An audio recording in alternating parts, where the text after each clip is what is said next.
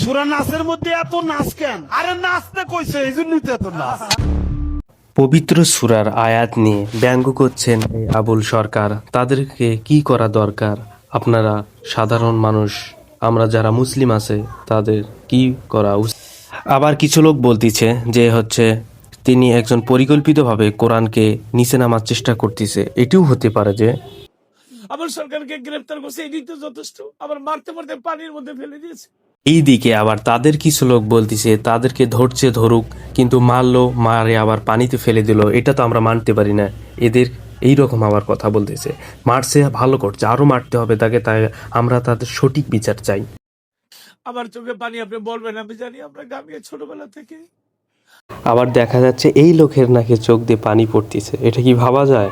পাখি উড়ে যাবে সজল। এই গানে হাজার হাজার লক্ষ লক্ষ মানুষের চোখে পানি আসে।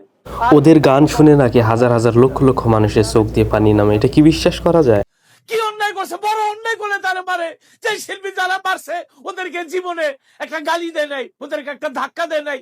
গেছিল খালি গুরুর জন্য, উস্তাদের জন্য, শিষ্য সাগরদের। এই লোক নাকি কোনো অপরাধ করেনি, আল্লাহকে ব্যঙ্গ করলো, খারাপ কথা বললো, নিন্দাবাদ করলো, তাও কি সে কোনো অন্যায় করে না? এটা কি কোনো আওয়াজ? আমরা মুসলমান যারা আছি তারা সবাই তাদের বিরুদ্ধে একটা কঠিন শাস্তি আশা করি।